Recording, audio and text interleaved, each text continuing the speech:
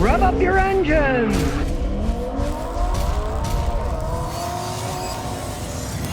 Ram is going to make a Ram 1200 little pickup truck to compete with the Maverick. Because, of course, the Maverick, it's the cheapest vehicle that Ford makes. People seem to be real happy with them. Good gas mileage. Now they're talking about making a Ram 1200. It's going to be a little bitty pickup truck. Only it's not going to be like the Maverick. It's going to be body on frame, just like a regular truck. The Ford Mavericks are all made in Mexico, the unibody. And that'd make a lot of sense, a lot stronger for pulling. It's going to last longer than a uniframe, won't rust out up north like a unibody one will. From what I understand, they want to try it in the Brazilian market to see how it works. So, of course, they'll have gasoline and a diesel version because other countries use a lot of diesel. So, hey, if they can make a small one, body on frame, maybe they'll make it in Brazil. They make a lot of stuff in Brazil, right? Be interested to see if Ram actually produces this 1200 to compete with the Maverick. Be funny, like the Maverick is made in Mexico. Maybe the Ram 1200 would be maybe even further south in Brazil. Biden now says that it's going to be required within 5 years that all cars sold have to get 49 miles a gallon. Now, as we all know,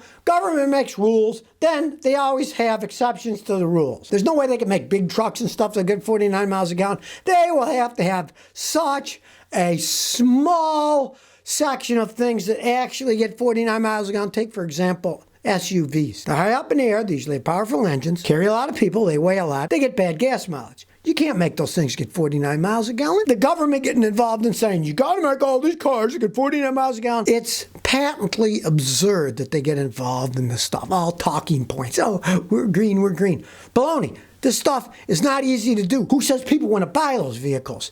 You get in these cars now, like the ones that have that cylinder deactivation like Chevy, they're junk, right? But they're rated as better gas mileage. But then the engines wear out faster because it doesn't lubricate the engine cylinders that are turned off when they're deactivated, when, say, a V8 is only running on 6 or 4 cylinders. There's different thermal activity. If you got 2 cylinders, one's firing, one isn't. One's going to be hot, one's going to be colder. The next one, maybe it's firing, it's going to be hotter. It's going to make the engine kind of warp. All kinds of problems from that stuff. But what do the politicians know about that? Nothing. Because they're a bunch of idiots. They're talking heads. We're going to go blah, blah. No, you can't really do that stuff. And Americans don't necessarily want that stuff. They just pretend that, 5 years, we're going to do this. Let's see what happens 5 years from now. I can't wait till 2027 to see what's actually going on. Because they're always saying, we got to get better gas mileage. There's only so much you can get for what people want to buy. That's just the way that it is. People don't want slow, little, crappy pieces of junk. They could make cars in the 60s that got 9,500 miles a gallon, but they were so slow, nobody could drive on a highway or they get killed. Here's an interesting one. Tesla's been ordered by the courts to buy back a Tesla Model 3 from a guy who said that the autopilot was, and I quote, a drunk novice driver. Now, this is today a $12,000 package to add this driving, self-driving, they call it, right, which it really isn't. And the guy said he made his car drive like a drunk novice driver. Now, this is a guy in Germany. He sued Tesla in Germany, and he won. The court said Tesla had to buy his car back. He said traffic lights and stop signs weren't recognized, that it took off very sloppily like a drunk novice driver. So the court said they got to give him $76,000 back, but of course Tesla hasn't done that yet. They're appealing the decision. Typical, they lose. Talk about not in good faith. No, we're appealing the decision. We don't agree with it. Now, of course, one of the reasons they're appealing it is because Tesla soon is planning out rolling out their beta testing autopilot in Europe. And if they admitted they screwed up, boy, they're opening up a can of worms. But hey, at least the German courts saw the right thing and said, yes, it doesn't work. Give the man his money back. He hasn't gotten his money back yet, but at least in principle, it's a good idea. Subaru 2015 says, I have gas smell in my garage after I drive my car. It's a 2020 Subaru. I smell it in my garage. I shut it off and I come back in. Hell, lots of things can do it. It could easily be a weak gas cap. What the heck? Buy another gas cap. That could fix the whole thing. Now, if it's not that, it can be the evap canister isn't working, canister vent valve stuck open and it'll vent it out. You could have a leak somewhere. Park it, look under, make sure it's dry. Come back, see if anything's dripping. Fix the dripping first. But if it isn't, and you smell gas, it's in the evap system because that's supposed to keep the fumes from coming from the gas tank into the atmosphere. And if they are coming into the atmosphere and the system isn't working anymore, then you will smell gas. gasoline in your car. And my advice is, since you're smelling it, park your car outside until you fix it. Go take it outside, then watch my video. You'll be able to find out exactly what it is. And since it's a 2020, hey, it should still be under warranty. You take it in if you got a problem with the EVAP system, because EVAP is anti-pollution equipment, and that usually has a 5 to 7 year warranty in the United States. They'd have to fix that one for free. Ivy Gold said, my speedometer works on and off. Replaced both speed sensors, the input and output, on my 2009 Kia. It lasted for a few days, then it stopped working again. And my scan tool won't show me speed. Logical that you change the sensors can go bad, right? Only 3 things can go bad. The sensors, you've changed them. Hopefully you used OEM and not cheap Chinese-made ones. If you didn't, use OEM ones. But if you did, check the wiring between the sensors and the speedometer. Either the speedometer is bad itself in a dash, or you got a problem inside the transmission. Realize the sensors pick up on a magnet. If that magnet fell off, then it won't read it anymore. But I'm assuming it's not the dash, because if, say, the dash unit was bad, when you plugged in a scan tool, the scan tool would show the speed. You said it didn't, so if you're sure you plug in a scan tool and it doesn't show the speed, that means it's not getting any speed. So either the wiring from the sensor to the speedometer is bad, or something's broken inside the transmission. Could be either. Nexus 6 says, hey Scotty, I love your show. I'm thinking about buying a used Maserati, a 2015 Gerbili SQ4, 35,000 miles for 28 grand. Is it a huge money pit, or can I buy it? Look, I wouldn't even buy a new Maserati. I sure as heck wouldn't buy a used one. They are endless money pits.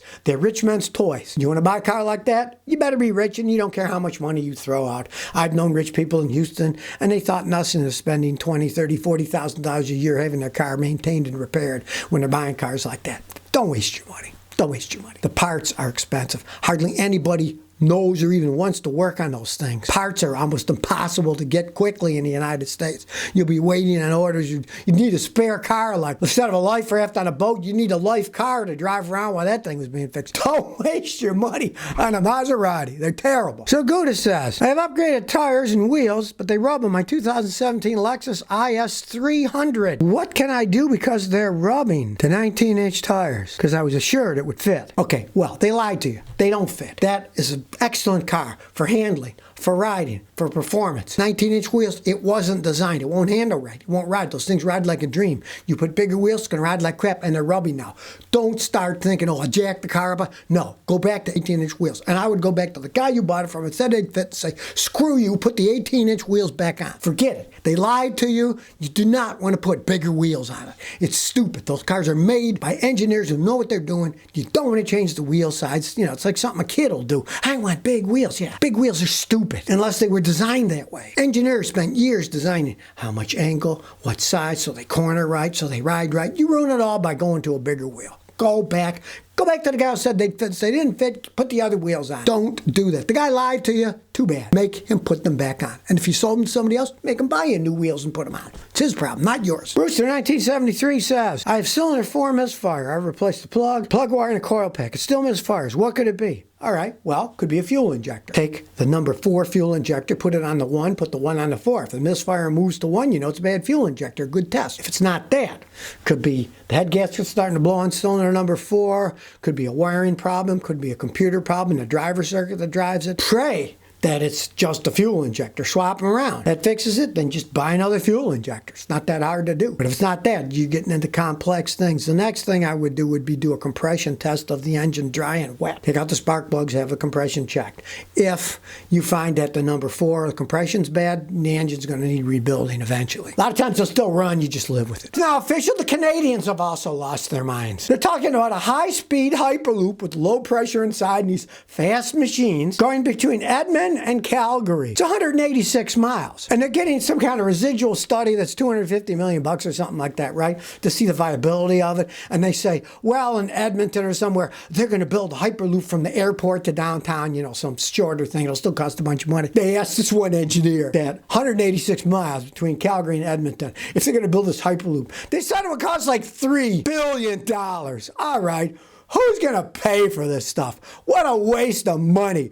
You got a little low pressure tube, and it can go, 500 miles an hour, 600, whatever. It's going to break. It's not going to work, right? And it only holds a small amount of people, right? When I was living in Houston for ages, they kept saying, we're going to build high-speed rail between Houston and Dallas. And it's like, how many people does the train hold? How much money does that cost to build? And you realize it's absurd. They can only hold a few hundred people. And between Dallas and Houston every day, many, many thousands of people go back and forth and back and forth. It's just a waste of money. People living in high-tech science fiction fantasy lands. But unfortunately, now the Canadians are getting suckered into it too. Yeah, you're going to make vacuum tubes shooting people across. What a lot of baloney. So if you never want to miss another one of my new car repair videos, remember to ring that bell.